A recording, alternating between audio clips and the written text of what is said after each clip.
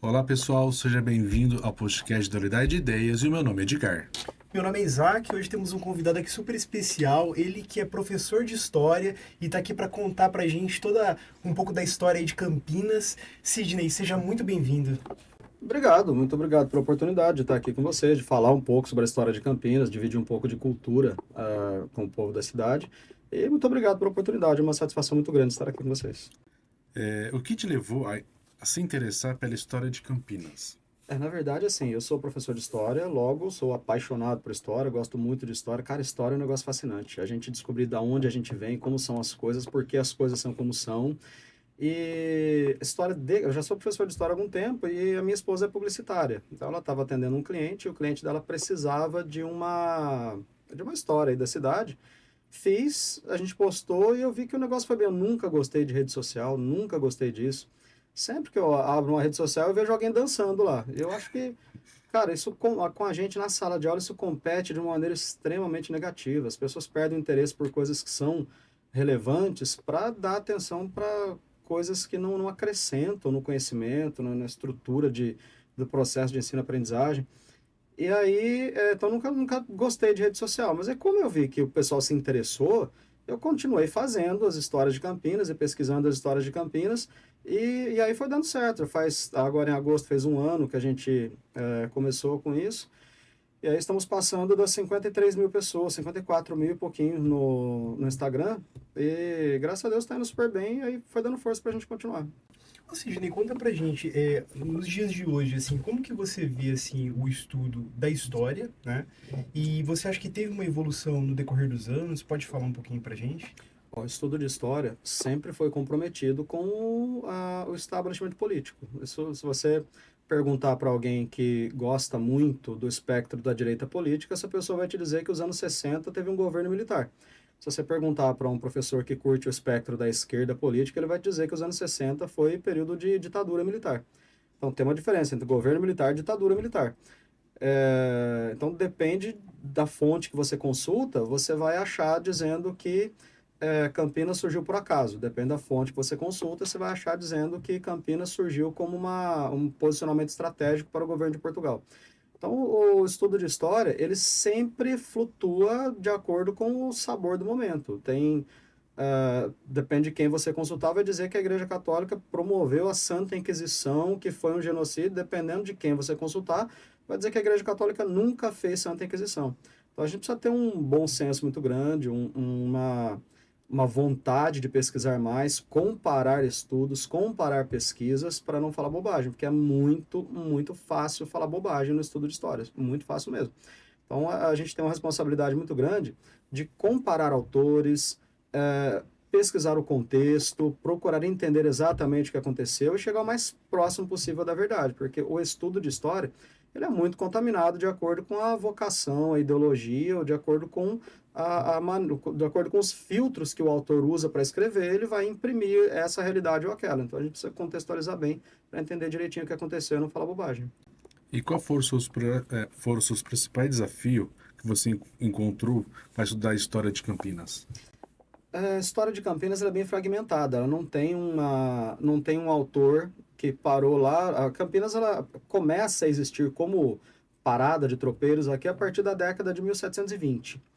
E não tinha historiador nessa época, não tinha fotografia nessa época, não tinha podcast nessa época. O que tinha nessa época eram pessoas absolutamente iletradas aqui. A população quem ficava aqui era analfabeto, eram agricultores. Ninguém estava preocupado em ler e escrever. O pessoal estava preocupado em saber plantar, colher, plantar mais para colher mais. Ninguém estava preocupado em escrever memórias.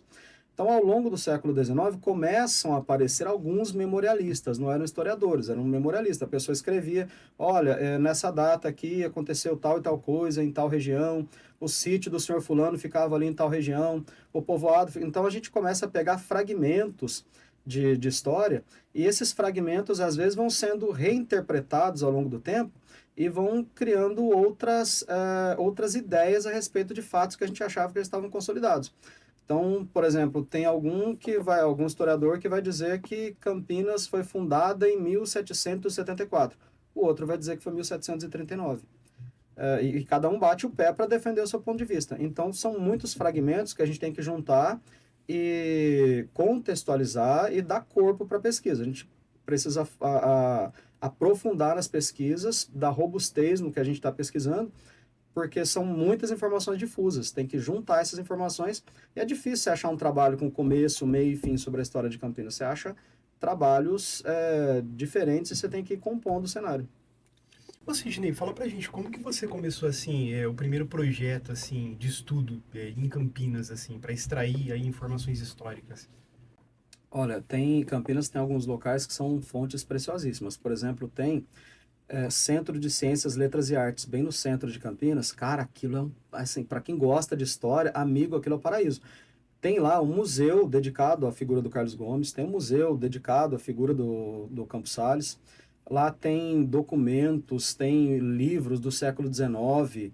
Cara, tem peças, assim, de acervo de museu, coisas antigas, assim, importantes. Tem um tijolo da primeira olaria de Campinas. Tem a colher, tá escrito lá Santos Dumont, uma colherzinha de pedreiro, que o Santos Dumont usou visitando Campinas, ele usou para para lançar a pedra fundamental do monumento túmulo do Carlos Gomes. Então tem coisas fantásticas ali e muita coisa de fonte primária, tem livros ali que você pode considerar fonte primária de pesquisa. O Museu da Imagem do Som também tem muitas fotografias, muitas imagens que matam muitas dúvidas da gente. A Escola Corrêa de Melo, por exemplo, que todo mundo descreve como sendo exatamente de frente para o mercado municipal, onde está o terminal de ônibus hoje, olhando para a fotografia, que é uma fonte primária, você vê que ela está um pouquinho para cima, não exatamente de frente para o mercado municipal. Então, visitando esses lugares, a gente vai colhendo bastante informações que vão ajudando a gente a elucidar bastante assuntos.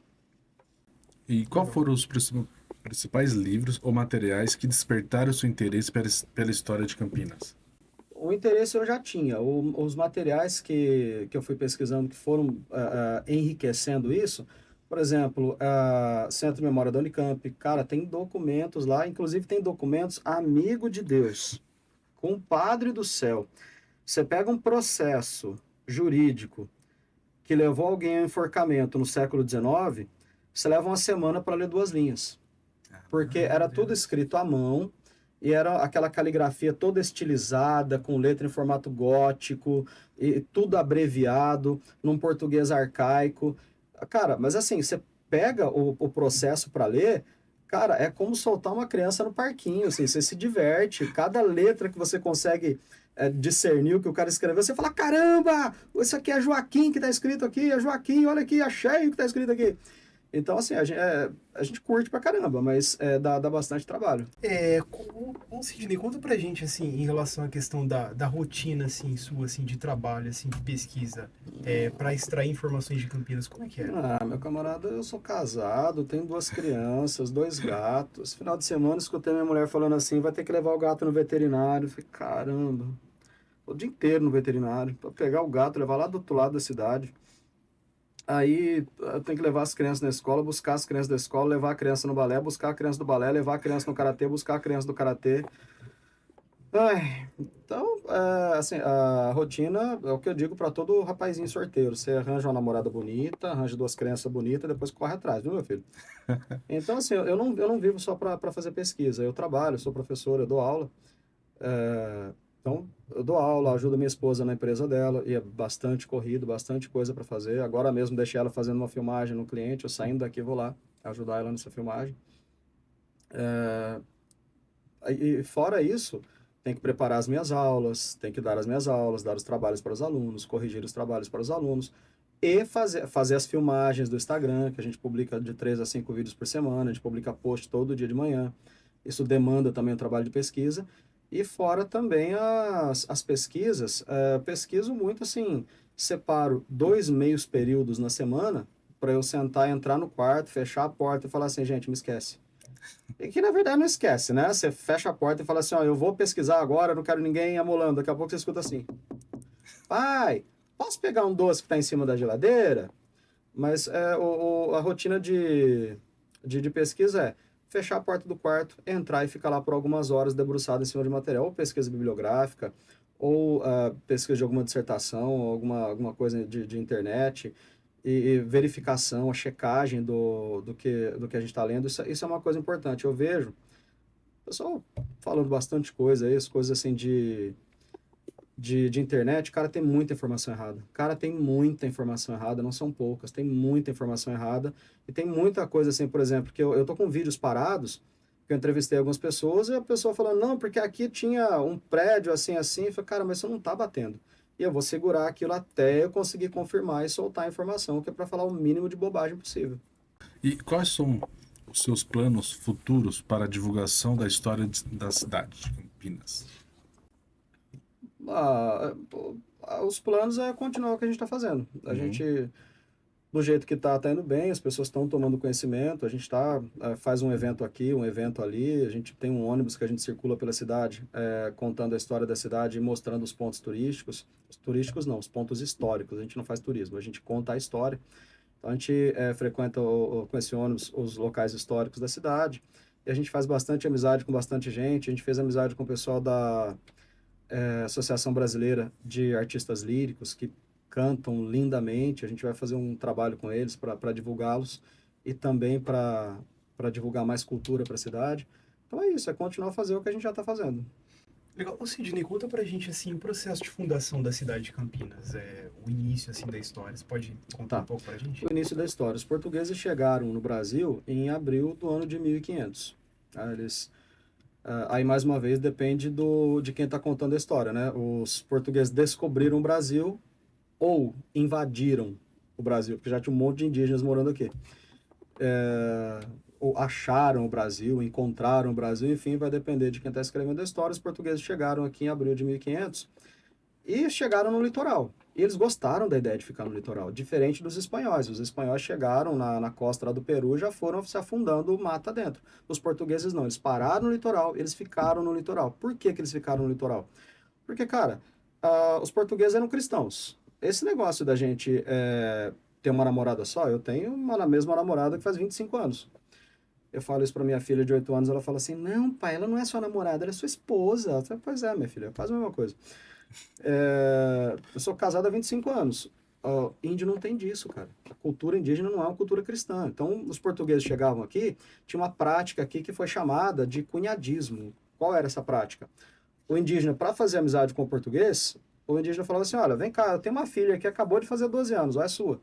Aliás, eu tenho a irmã dela também. Escuta, tem a prima dela, tem a tia dela, tem a irmã dela, tem a avó, tá todo mundo. Então, tinha português, o cara tinha 50, 60 esposas. O João Ramalho tinha 80. Dizem alguns livros que ele chegou a ter filhos com as próprias filhas. O cara tinha filho de esparrame. E tinha comida no litoral, tinha tudo que o cara precisava. Para que ele vai entrar para o continente? No continente tem assombração, tem bicho que come gente, tem índio que come gente. Não tem necessidade dele entrar para o continente, fica no litoral mesmo. Quando é que os portugueses começam a entrar para o continente? Quando algum aventureiro vai lá para o meio, lá para a região centro-oeste, Minas Gerais, e esse cara encontra ouro. Aí todo mundo quer ir atrás do bendito ouro. Então a população que estava em São Paulo começa a se deslocar para Minas Gerais e para a região de Goiás. A última cidade, a fronteira final, aqui era Jundiaí. Jundiaí é de 1655. O ouro foi descoberto lá para o final de 1600, começo de 1700. Então, em 1722, a galera saía de Jundiaí e ia até a região centro-oeste. Resolveu-se construir uma estrada. Essa estrada ia de Jundiaí até Goiás, foi chamada de Estrada dos Goiáses, mais ou menos 1.000 quilômetros de extensão. E enquanto os caras iam abrindo essa estrada, lá em 1720, 1722 a 25, enquanto eles iam abrindo essa estrada, precisava parar no meio do caminho para descansar. E essa região, que era um bairro de Jundiaí, era mata fechada. Pensa na floresta amazônica, era quase a mesma coisa, que aqui era mata atlântica, a floresta amazônica é mata equatorial, é quase a mesma coisa. Então, mata fechada, o povo na época falava Mato Grosso, para se referir à mata fechada. Então, aqui era a região do Mato Grosso, e no meio desse Mato Grosso tinha 3 campinhos, 3 áreas descampadas, que em geografia a gente chama de campina, uma área de mata rasteira no meio de mata fechada. Então, aqui tinha 3 campinas, é daí que veio o nosso nome. A primeira campina ficava ali na região onde é o Viaduto do Laurão. A segunda ficava ali onde é a Igreja do Carmo. E a terceira campina na Praça 15 de Novembro, onde está a Rua Major Solon, Rua Santa Cruz. Então, nessas 3 campinas, os tropeiros paravam para descansar. Logo, alguém pediu uma sesmaria e recebeu. Sesmaria era uma fazenda gigante, pensa em 30, 40 quilômetros quadrados, um pouco maior que meu apartamento, inclusive. Então, o pessoal pediu a sesmaria, ganharam a sesmaria, só que eles não vinham. O cara ganhava a sesmaria com o objetivo que aquela sesmaria fosse povoada. O governo português queria gente nessas fazendas. Só que as pessoas não ficavam aqui, montavam uma estalagem e iam embora. 1739, alguns historiadores vão dizer 1742. Vem para cá o Francisco Barreto Leme, ele vem de Taubaté, e o Francisco Barreto Leme ganha uma sesmaria. Alguns historiadores vão dizer sesmaria, a fazenda dele ficava lá na região do Taquaral, até o centro de Campinas. Outros vão dizer que ia do centro de Campinas até a região do Bonfim, em Chapadão. O Francisco Barreto Leme, esse sim, ele povoou a região, ele é o fundador da nossa cidade, porque ele trouxe os filhos, os irmãos, a avó, a bisavó, o padre que rezou a primeira missa em Campinas. Então o Barreto Leme começa a povoar aqui de fato. E aí, em 1774, eles tinham uma agonia muito grande, já tinha 600 pessoas vivendo aqui, e eles tinham uma agonia muito grande. Qual era a agonia? Não tinha padre. Veja, se tem padre na cidade ou se deixa de ter, eu estou me lixando, eu não sou católico. Mas naquela época todo mundo era católico. E todo mundo precisava do padre, porque o católico ele morria em agonia se ele morresse sem receber a extrema-unção. Eu fui auxiliar de enfermagem, eu vi muita gente falecendo no hospital, nunca vi ninguém dizendo, olha, me chama um padre que eu tô ruim. Não estou dizendo que não exista, estou dizendo que eu nunca vi. A pessoa tá ruim aqui, chama o médico, né? Naquela época, era chamar o padre, porque o cara, mais do que a morte, a pessoa temia ir para o inferno. E era uma agonia para o católico falecer sem ter um padre que ouvisse a confissão de seus pecados, né? A pessoa precisava, tinha necessidade de confessar os pecados. É nesse contexto que vem o padre Antônio de Pádua, Frei Antônio de Pádua.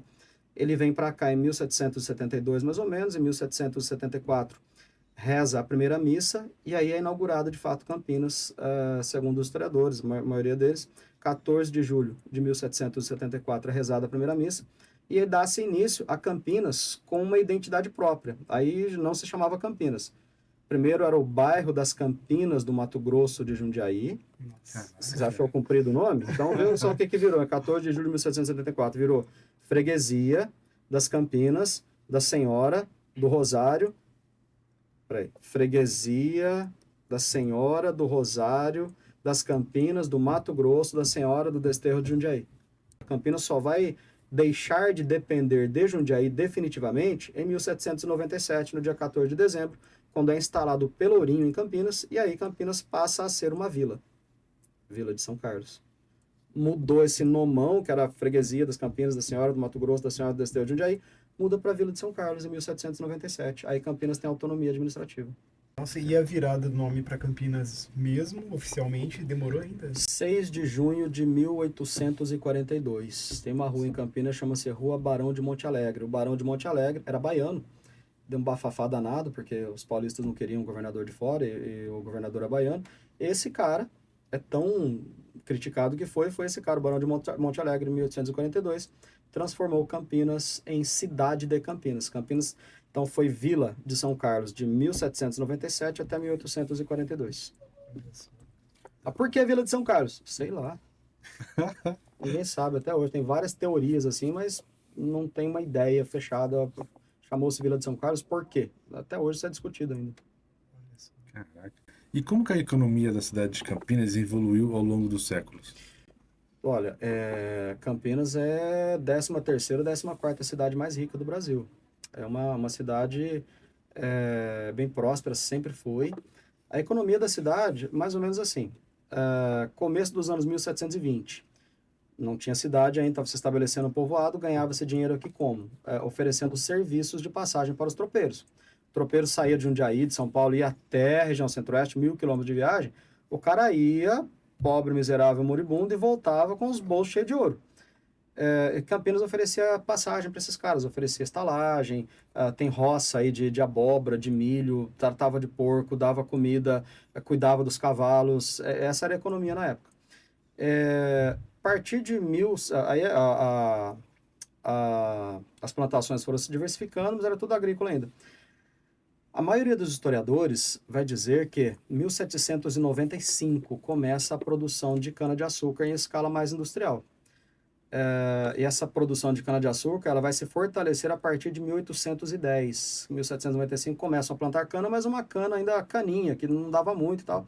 Em 1810 começam a plantar cana caiana, uma variedade de cana que dava muito mais produto por metro quadrado plantado. E, então Campinas entra no ciclo da cana-de-açúcar. Cara, o açúcar hoje, eu não sei quanto vocês pagam lá no bairro de vocês. No meu bairro, que os mercados pensam que é só rico que mora ali, mas tem professor de história morando ali também, gente. Vamos conscientizar aí, poxa. Ali no meu bairro, 1 quilo de açúcar, 5 conto. Na época, cara, século XIX, o açúcar chegava a custar R$ 300 o quilo. Tinha gente que andava com os dentes pretos de cárie, porque era status. Ó, eu como açúcar, viu, gente? Em festa de rico, os caras faziam esculturas de açúcar, assim, no salão de entrada e tal. Era coisa de ostentação. Então o açúcar dava muito dinheiro e Campinas estava no quadrilátero do açúcar, estava entre as cidades maiores produtoras de açúcar. Isso começa a mudar a partir de 1840, quando, em 1842, colhe-se a primeira grande colheita de café da cidade. O café já existia antes de 1842 aqui na região, só que era um café, assim, você achava na botica, na farmácia, como remédio, era pouco, não tinha muito. Em escala mais comercial, a partir de 1842, e aí muda a cara de Campinas. O café, assim, fez Campinas andar horrores para frente, dava muito dinheiro. Vamos nos lembrar que o Brasil era totalmente agrícola até a década de 1930. O Brasil só começa a se industrializar de fato a partir de 1930. E naquela época, o Brasil inteiro agrícola e Campinas era a capital agrícola do estado. Então Campinas ganha muito dinheiro e aí começa a reformar a cidade. Então, por exemplo, a partir da década de 1840, Campinas começa a ter calçamento nas ruas, começa a estabelecer limite de velocidade para as carroças, começa a construção, a partir dali começa a construção, param de construir casas de barro e começam a construir casas de tijolos. A linha do trem veio nesse contexto, o bonde, a iluminação elétrica, primeiro a iluminação a gás, depois a iluminação elétrica, o telefone, e até o Dom Pedro II veio para Campinas 5 vezes na segunda metade do século XIX, exatamente por causa da projeção econômica de Campinas. E aí chega o século XX, os cafeicultores quebram. Por quê? Teve uma grande depressão lá nos Estados Unidos, e os Estados Unidos parou de comprar o nosso café. Nossa produção de café ia essencialmente para os Estados Unidos. Em 1929 eles têm a grande crise, param de comprar o nosso café, e aí Campinas se reinventa mais uma vez. Campinas que já foi parada de tropeiro, já foi produtora de açúcar, já foi produtora de café. A partir da década de 1930, Campinas se reinventa e parte para a indústria. E começa a industrialização da cidade. O capital que era do café migra. Aí você começa a ver fazendas, por exemplo, Fazenda do Chapadão. Virou loteamento. Fazenda do Parque Jambeiro. Virou loteamento. E aí começa a construir casas para atrair mais operários para trabalhar nas fábricas. Então, a economia de Campinas ela foi sendo diversificada. Cara, Campinas é uma cidade boa. É uma cidade de gente que não se deixa vencer à toa. Quem vem para cá, vem com vontade de trabalhar, tem espaço para isso, a cidade acolhe, tem para onde trabalhar, tem o que produzir, e a cidade vai se reinventando, a economia da cidade vai se reinventando. Meu Deus, como eu falo.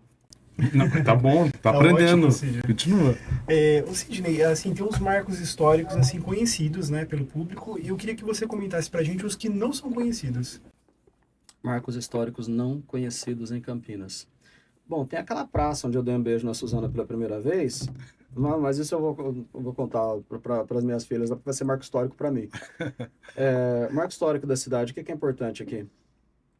Na frente, bom, a Estação Cultura é um tremendo marco histórico, inaugurado em 1872, dia 11 de agosto. Inclusive tem uma rua na cidade com o nome de 11 de agosto. Do lado do 11 de agosto tem uma rua chamada Saldanha Marinho, que era o governador de São Paulo, que é o presidente da província de São Paulo, que ajudou a instalar a ferrovia aqui. Então a Estação Cultura, cara, marco fantástico na cidade. Na frente da Estação Cultura tem um monumento, tem uma engrenagem, uma mulher segurando essa engrenagem, os 25 anos da Companhia Mogiana, 1897. Em frente à Estação Cultura tem uma fonte de água, um chafariz, cara, tem fotografias lindas daquilo, o pessoal levando os cavalos para tomar água ali, porque Campinas não tinha água encanada. Então, antes de ter água encanada nas casas, começaram a colocar chafarizes pela cidade. O único chafariz, aquele chafariz é de 1889. O único chafariz daquela época é aquele. Inclusive, algum filho de Deus fez favor de ir lá e pichar esses dias, né? Eu não estava pichado até poucos dias atrás. Outros marcos importantes, cara, a Catedral de Campinas. Cara, e olha que eu nem sou católico, a Catedral de Campinas é um marco lindaço. Aquilo, pô, a catedral começou a ser construída em 1807, só terminaram em 1883. Aquilo é enorme, o altar, cara, levou 9 anos para ficar pronto. Você olha as marcas dos cortes na madeira não é toda trabalhadinha, feita por máquina, são cortes rústicos, feitos no machado, no formão, com lâminas à mão.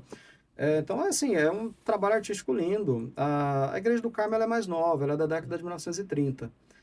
Que mais? Tem ali no centro de Campinas, lá onde tem a Praça Bento Quirino, em frente à Igreja do Carmo, em frente ao monumento túmulo do Carlos Gomes, tem um quadrado branco no chão. Ali foi rezada a primeira missa de Campinas. É ali que foi construída a primeira igreja de Campinas. Ali também já teve bastante gente enterrada. Enterraram bastante gente ali, inclusive. Ô Sidney, o pessoal eu fui num tour com o pessoal do Camp History, né, que faz um tour aqui por Campinas, faz um tempinho já, e eu lembro que ele tava contando que tem um corpo, não sei se você sabe, tipo, tem um corpo de uma santa católica que tá na Igreja do Carmo, né, que eles preservam e tal. Essa santa, Santa Cristina, se eu não estiver enganado, mas não é o corpo dela que está lá. É uma imagem, não sei se aquela imagem é feita em gesso, em plástico, é uma imagem que retrata a santa na hora da morte. E do lado dela tem uma caixa com relíquias, com partes dos ossos dela. Isso, Então tem as relíquias dela. Cara, a Igreja do Carmo é um negócio assim. Aliás, um abraço pro pessoal do Camp History. Deus abençoe e bom trabalho de vocês aí também. Ajudem, continuem ajudando aí a difundir a história da cidade. Ali na Igreja do Carmo, quando você entrou pela entrada principal. Do lado direito, tem um monumento lá encostado na parede que parece um túmulo. Não é bem um túmulo, é só para lembrar que o Francisco Barreto Leme, o cara que fundou a cidade, está sepultado ali. Não exatamente ali onde está o monumento, ele está em algum lugar ali no chão da igreja, ele foi sepultado lá dentro, mas não é o único, tem mais de 40 pessoas sepultadas lá, ele, a mulher, os filhos, os fazendeiros da época estão sepultados ali dentro. Isso, entrando do lado direito, então, tem esse monumento. Do lado esquerdo, eu acho que ainda está lá a imagem da Senhora dos Remédios, que é uma santa que o padre foi buscar em Portugal em 1889 para rezar e pedir para parar com a infecção de febre amarela. Se você pegar, a Covid-19 judiou, né, machucou bastante gente e tal, só que se você pegar a Covid-19 e multiplicar por 1000 vezes, você vai ter uma ideia do que foi a febre amarela. Foi muito pior mesmo. Então o desespero foi tanto que o padre foi em Portugal, ou mandou vir de Portugal essa estátua para colocar ali o pessoal rezar pedindo para que parasse a febre amarela. Então é um marco da história da cidade também, né? E qual que é a importância da ferrovia no crescimento de Campinas? Total, né? A importância dela é total para o desenvolvimento de Campinas. A Campinas produzia muito café, e esse café, ele era todo exportado. Então, como é que se transportava esse café? No lombo de mulas. Por que mulas e não cavalos? Porque a mula leva mais peso do que o cavalo e porque a mula tem as patinhas menores, então a passada dela é mais firme, ela não quebra a perna com tanta facilidade. Então, uma fazenda chegava a ter 100, 200 mulas carregando a produção até Santos. Cara, e essa viagem levava aí uns 15 dias. Imagina 15 dias de mula. Imagina se uma mula assusta e dispersa todas as outras, sai correndo, cai, a carga dela vai para o chão, chove, molha o café, vai perdendo qualidade daqui até lá. Então era um problema muito sério escoar a produção de café. E aí então os paulistas aqui, os fazendeiros aqui de Campinas, eles criam essa ferrovia com capital próprio e a partir daí o escoamento da produção fica muito mais rápido, muito mais fácil, transporta muito mais. E essa ferrovia ela foi sendo expandida. Então, a ferrovia paulista, eu conheci um senhor de 97 anos, que aliás ele está me devendo uma entrevista, viu, Roberta? Se você estiver ouvindo isso, avisa o seu sogro que eu preciso da entrevista dele, tá? Tem 97 anos, ajuda eu. Esse senhor falou assim para mim, quando eu subi ali perto da Paulista, cara, quem é que chama aquilo de Paulista ainda? Todo mundo conhece como Estação Cultura, mas antigamente as pessoas chamavam de Paulista. Eu já vi em muitos livros assim, porque é Paulista, mas gente que viveu 100 anos atrás falava Paulista, que era o nome quando foi lançado ali. E esse senhor falou para mim, quando eu ia lá na Paulista, eu achei muito bonito o cara falar isso. Então, essa ferrovia paulista, vem de Jundiaí, olha, vai de Santos, você chega de Santos até aqui, de trem. Só que aí construíram a Companhia Mogiana, que vai daqui até o sul de Minas. Então, a partir daí, cara, Campinas ganha uma importância gigantesca, porque a conexão entre o continente e o litoral é Campinas. A Mogiana trazia os produtos que tinha que trazer de Minas Gerais, parava ali, fazia baldeação para Paulista, e da Paulista ia para Santos. Então, Campinas tornou-se um entreposto comercial gigantesco. Então, Campinas ganha uma notoriedade, uma importância muito, muito grande a partir disso. É tão importante que o Dom Pedro II que veio em 1872 para fazer a inauguração. Sidney, por que a gente perdeu tanto? Porque hoje a gente não tem mais nada disso, né? Campinas não faz mais isso, né? Faz e não faz. Se você reparar o que era a vocação de Campinas quando foi fundada, era parada de tropeiros. Os caras eram comerciantes, paravam aqui e descansavam. Se você olhar Campinas ao longo do século XIX, tá cheio de europeus que paravam aqui. Os caras vinham de longe, tá cheio de viajante que passou por aqui. Tinha um hotel na rua Campos Sales, uma padaria suíça, que na parte de cima fazia as vezes de hotel. Padaria suíça era do Sr. Urth, que era o cara era europeu, salvo engano, suíço, por isso chamava-se padaria suíça, e ele acolhia estrangeiro, chegava um estrangeiro aqui, ó, o seu lugar é na pensão lá do Sr. Urth. Então já tinha, cara, Campinas contou com a presença de alemães, eu não estou falando só dos imigrantes que vieram trabalhar na lavoura. A Carolina Florência, que dá nome para a rua em Campinas, ela era alemã, professora, veio para cá, vários estrangeiros vieram para cá, várias pessoas assim, importantes moraram aqui na região, e muitos de passagem, e muitos por causa da facilidade de transporte. Hoje, o que a gente tem aqui na região de Campinas? As rodovias que formam um corredor do Mercosul, o aeroporto de Viracopos, um dos maiores da América Latina, as unidades do Exército aqui de Campinas são unidades importantíssimas do ponto de vista estratégico, porque podem ser deslocadas para qualquer lugar do país em questão de horas. Os hotéis de turismo de negócios. Cara, tem muito, muito, muito hotel que atende turistas de negócios aqui em Campinas. Então, Campinas continua sendo, até hoje, parada para quem vem fazer negócios. Uma das cidades mais ricas do Brasil, recebe visitantes pra caramba. Se você andar aqui na Prestes Maia, você vai ver que as placas estão escritas em português e em inglês, por causa da quantidade de estrangeiros que passam por aqui. Ô, Sidney, com a vinda dos imigrantes, né, de fora aqui para Campinas, a cultura de Campinas, a cultura assim do campineiro, ela foi moldada também por influência assim de fora. Você pode falar um pouquinho pra gente? Eu conversei com o pessoal da EPTV, eles estavam procurando alguma coisa que fosse característica de Campinas, fosse um prato típico de Campinas que só tem em Campinas. Eu falei, gente, não tem. Ah, mas um lanche típico de Campinas? Tem, não. Por quê? Você até pode arriscar pegar um prato e falar, esse prato é de Campinas. Mas eu não dou 2 minutos para aparecer alguém e falar, não, isso aí já tem lá na Suíça. Essa bebida aqui é típica de Campinas. Cara, é 5 minutos para aparecer um baiano e falar, minha avó fazia isso aí lá na Bahia também.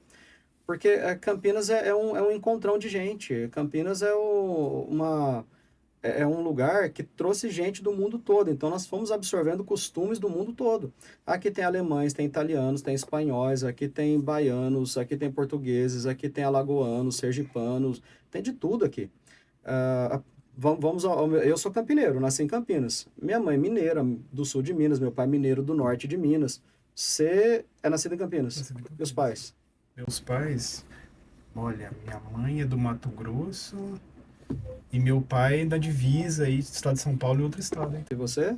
Minha mãe é de Sergipe e meu pai é de Sergipe. Tá vendo? Não tem, cara, assim, as nossas culturas foram moldando, assim, tem algumas coisas que são pontos centrais em Campinas e que servem de referência para todo mundo que vem e a gente continua a tradição, por exemplo, na educação. Campinas é uma cidade que cuida da educação desde o comecinho do século XIX. Você vê que a gente tem faculdades importantíssimas aqui, colégios técnicos, muita gente vem de fora para estudar aqui. Então, no campo da educação, no campo do desenvolvimento tecnológico, Campinas mantém essas características. O trabalho. O povo de Campinas é muito trabalhador, cara. O povo de Campinas trabalha bastante. Quem vem para cá vem com vontade de trabalhar, de vencer. Então, são algumas características que vão se mantendo e vão permeando a todas essas pessoas tão diferentes que vêm para cá. Isso é o que nos une como campineiros. Mas alguma coisa típica, só nossa, da cidade, vai ser difícil achar. Existe alguma figura histórica de Campinas que você acredita que serem mal interpretadas? Figuras históricas de Campinas que tenham Isso. sido mal interpretadas. O prefeito Rui Novaes. O prefeito Rui Novaes, eu brinco muito com ele, com a figura dele, né, com o respeito que lhe devo. Brinco sempre porque, meu, Campinas não preserva muito patrimônio histórico, cara. As coisas antigas de Campinas a gente derruba tudo.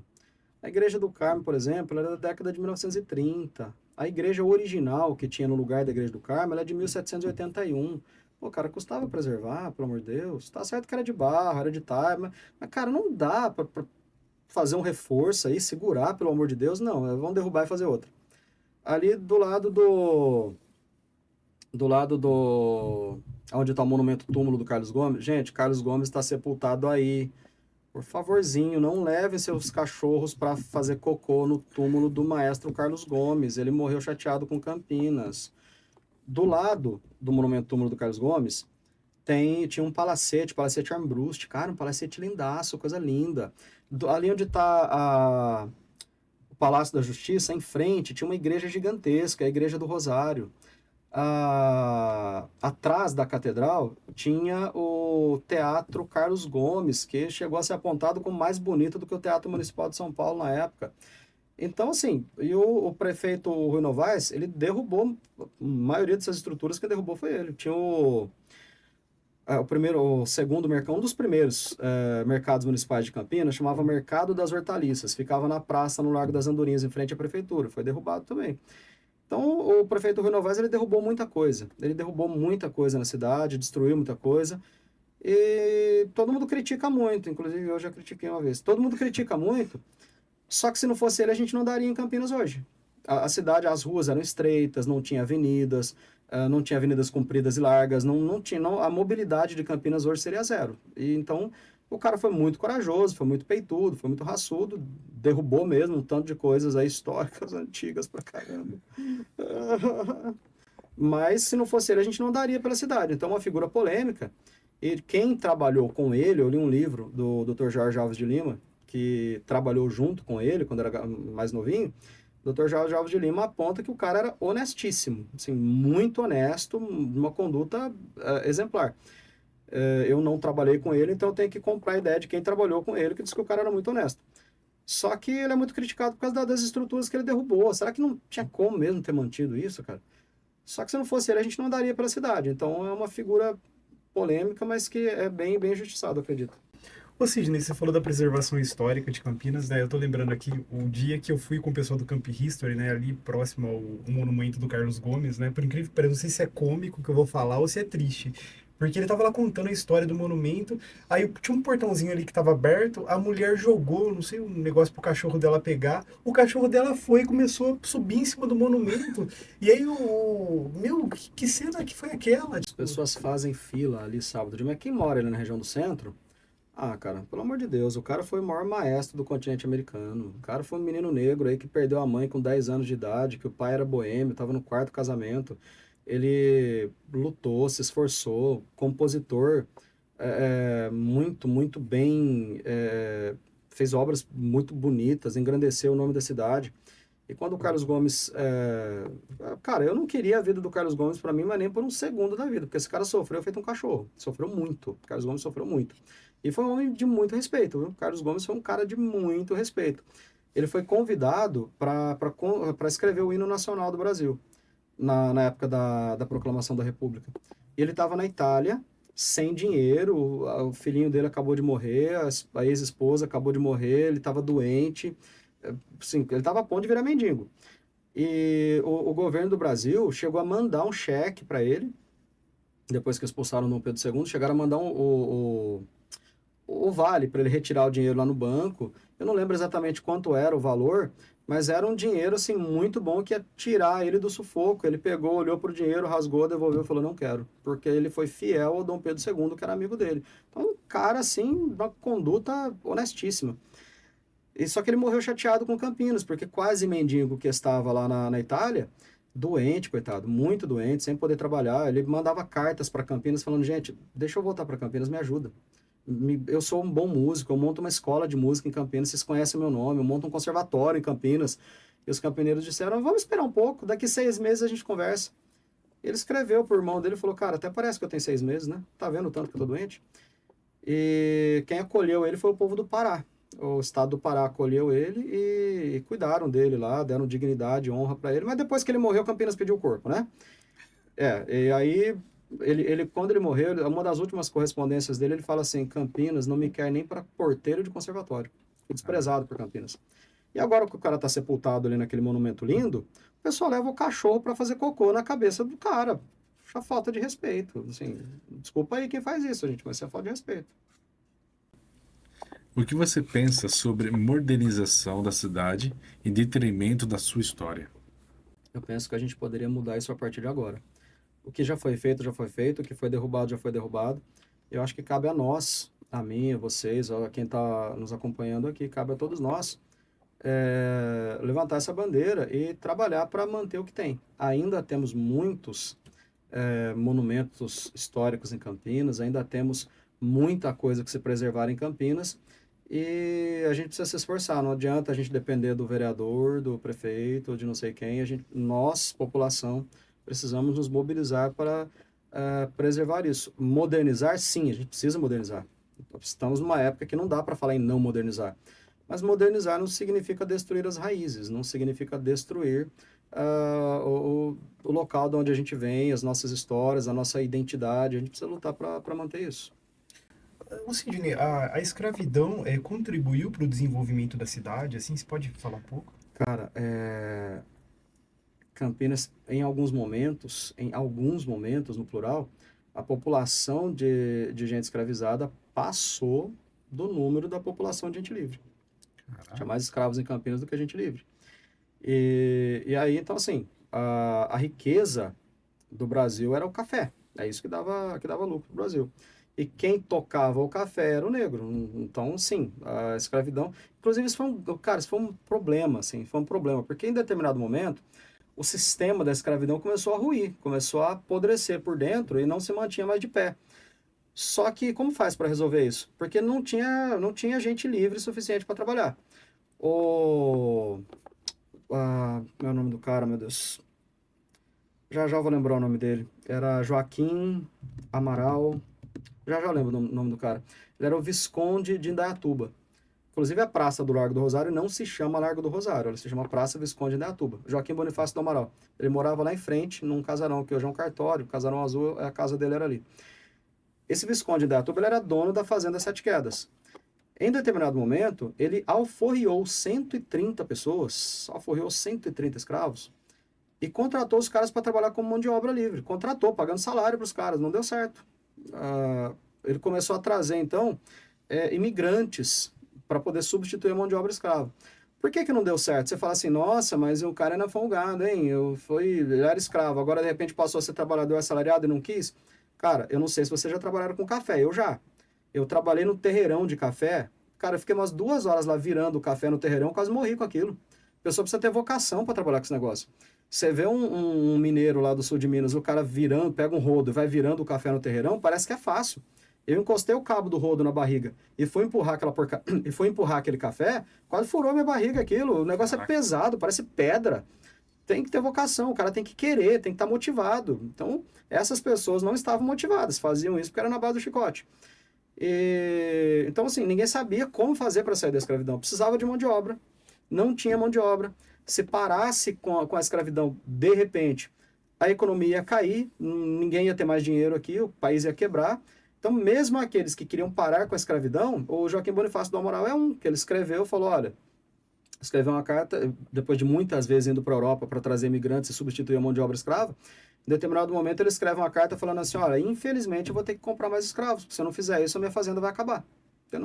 Então era um problema, assim, a escravidão, o sistema da escravidão era ineficiente, era caro, precisava parar, todo mundo tinha consciência que precisava parar com aquilo, mas ninguém sabia como fazer. Inclusive os republicanos. O pessoal faz uma dicotomia na cabeça, dizendo assim, quem era monarquista era a favor da escravidão, quem era republicano era a favor da abolição. Não era não. A princesa Isabel, por exemplo, ela foi acusada de montar um quilombo no palácio, porque ela escondia negro fugido. A mãe do Dom Pedro II, cara, a mulher era uma santa. A mulher era uma santa. Ela morreu endividada de tanto comprar negro para dar liberdade pros caras. Então, e eram monarquistas. E republicanos, Francisco Glicério, por exemplo. Francisco Glicério era republicano, era negro, era um advogado. Francisco Glicério assinou o documento da a formação do Partido Republicano em Itu, em 1873. O documento dizia exatamente o seguinte: nós, assim, entre outras coisas, um trecho do documento dizia: nós, do Partido Republicano, não somos favoráveis à abolição. A abolição é um problema que vai ser tratado pela sociedade depois. Ponto. Então, não é todo republicano que era a favor da abolição e nem todo monarquista que era a favor da escravidão. Qual o impacto das novas tecnologias na preservação da história local? Eu diria que zero, até que a gente comece a utilizar essa tecnologia a favor de preservar.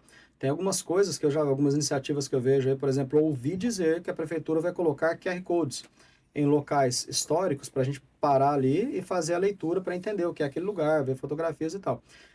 Se isso for implantado mesmo, cara, vai ser show de bola, vai ser muito, muito interessante, muito bom, vai ajudar pra caramba. A Câmara Municipal está fazendo um trabalho muito bom agora. A Câmara Municipal, ela está fazendo um trabalho de resgate da história de Campinas e ela está disponibilizando bastante coisas lá em digitalizado. Cara, a Câmara Municipal tem documentos desde 1797, cara. A Câmara Municipal existe desde 1797, existia com outro nome, já existia. Cara, imagina documentos antigos pra caramba, digitalizados à disposição do público. Nesse ponto, a tecnologia está ajudando bastante, que ela ajuda a gente a ter acesso. Então, tem dissertações, por exemplo, que às vezes você quer saber alguma coisa sobre um assunto, o estudante faz a dissertação dele lá de mestrado e publica na internet, você tem um arquivo lá para ler. Tem bastante coisa do Centro de Memória da Unicamp que está disponibilizado também na internet, mas eu acho que ainda é pouco. Acho que tem muito mais tecnologia que pode fazer muito mais pela preservação do nosso patrimônio histórico. Sidney, como mostrar assim para as crianças, assim para o público mais jovem, né? Mas para o público mais jovem, a importância histórica de Campinas?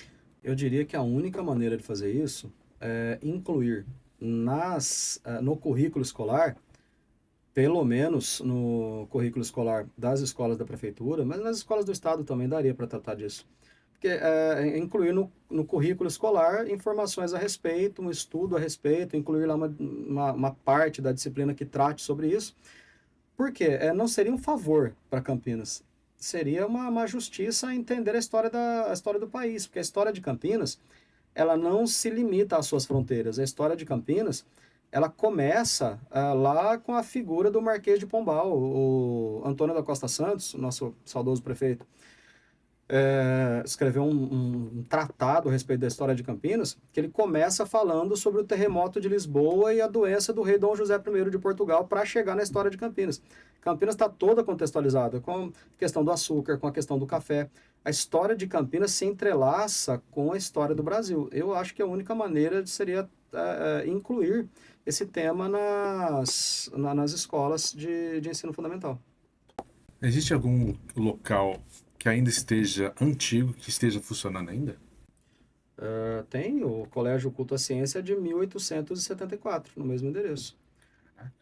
1874. Tem o Palácio da Mogiana, que abrigou, já é do século XX, mas é antigo também, funciona até hoje. O Museu da Imagem do Som foi casa do Barão de Itatiba, Joaquim Ferreira Penteado. Um pouquinho para cima, esse prédio fica ali atrás do Corpo de Bombeiros. Um pouquinho para cima do Museu da Imagem do Som, do lado esquerdo, fica ali, de frente para a base da Guarda Municipal.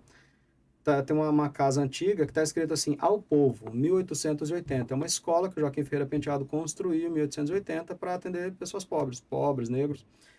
E tem a igreja lá no Largo da Santa Cruz, meu Deus, Praça 15 de Novembro, Capela de Santa Cruz. Cara, aquela igreja, assim, foi toda reformada, ampliada, mas a igreja é de 1700 Cara, da década de 1770. A estrutura principal dela ainda, o miolinho dela ainda tá lá. A Santa Casa, o Hospital Irmãos Penteado, Ele é da década de 1870. Então tem bastante coisa ainda funcionando. E tem a Escola Carlos Gomes também, né? Tipo, A Escola Carlos Gomes é do século XX. Ela foi fundada em 1900 e aquele endereço ali de 1902 ela foi fundada. E naquele endereço na Avenida Anchieta ela está desde 1924. Oh, o Cemitério da Saudade. O Cemitério da Saudade é de 1800, benzido em 1880 e recebeu as primeiras sepulturas em 1881. Inclusive tem uma coisa curiosa no Cemitério da Saudade, que a inauguração das primeiras sepulturas em 1881. Só que você acha sepulturas lá com data de 1875, 1872. Como é que pode ter sepultado gente antes de ser cemitério? É porque essas pessoas estavam sepultadas em outros lugares. Só que precisava tirar os cemitérios da região mais próxima do centro, por questões sanitárias, doenças espalhando e tal. Precisavam levar essas sepulturas o mais distante possível. Então leva para onde? Vai para o Fundão. Lá era o bairro do Fundão. Então abre-se ali esse cemitério. E quando o cemitério foi inaugurado, as sepulturas estavam sendo retiradas, lá onde está o Teatro Castro Mendes, por exemplo, tiravam as sepulturas de lá e levavam as sepulturas para o Carlos Gomes. Levavam o corpo, a lápide, tudo. Então, por isso que tem sepulturas anteriores à data de fundação do cemitério. E como era o cotidiano dos primeiros habitantes de Campinas? Os primeiros habitantes de Campinas? Agricultores. Agricultores, pessoas assim mais rústicas assim com a vida, católicos extremados, pessoas que tinham valores culturais e valores morais muito arraigados naquela formação humana do século XVIII mesmo, pessoas que davam muito valor ao trabalho, não tinha adolescência. Cara, minha filha tem 14 anos, eu estava falando com ela, outro dia eu estava dirigindo com ela e falando, falei, minha filha, eu te levo na escola, eu te busco na escola, eu te levo no balé, eu te busco no balé. Quando eu tinha a sua idade, eu já trabalhava, ajudava minha mãe a pagar aluguel. Saía de casa às 7 da manhã, trabalhava até às 18, ia para a escola, chegava em casa às 11 horas da noite, de segunda a sexta-feira, e fazia bico no sábado de fotografia que eu trabalhava. E esse cuidado que tem com a adolescência, porque o adolescente isso é coisa nova, isso é de 1950 para cá, culpa dos Beatles isso aí. Naquela época, fez 10 anos de idade, vai trabalhar, meu filho.